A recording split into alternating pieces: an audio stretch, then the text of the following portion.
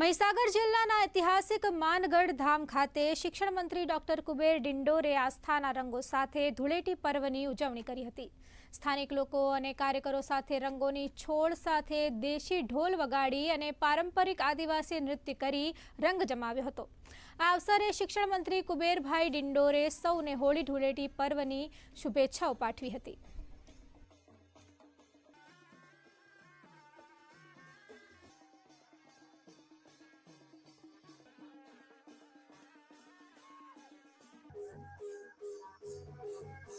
જે હોળીના પર્વે આ માનગઢની ધરતી પર ભેગા થયા છે અને રંગોત્સવમાં રંગાયા છે। આ વિકાસનો રંગોત્સવ છે। એમાં તમામ મારા વડીલો, અમારા યુવાનો અને અમારા આદિવાસી નૃત્ય, અમારી પરંપરા, અમારી સંસ્કૃતિ, અમારી આ જાળવણી માટે અમારા જે વાજિંત્રો જે છે, આ ઢોલ, શરણાઈ, તાસા, અમારી થાળી, કુંડી, આ બધું જ અમે બધા વગાડીને આજે દાંડિયા રાસ અમે બધા સાથે આજે ખેલાયા અને હજી આ પૂરા 5 દિવસ સુધી આ ઉત્સવ ચાલવાનો છે। અને આદિવાસી બાંધવોને આ વિકાસની અને રંગોત્સવની અને એમના જીવનમાં નવી ક્રાંતિ આવે, એમના વિકાસની ગતિ પર આગળ વધે અને બધા જ મુખ્ય ધારામાં આવે એવી શુભેચ્છા સાથે બધાને મારી શુભકામનાઓ।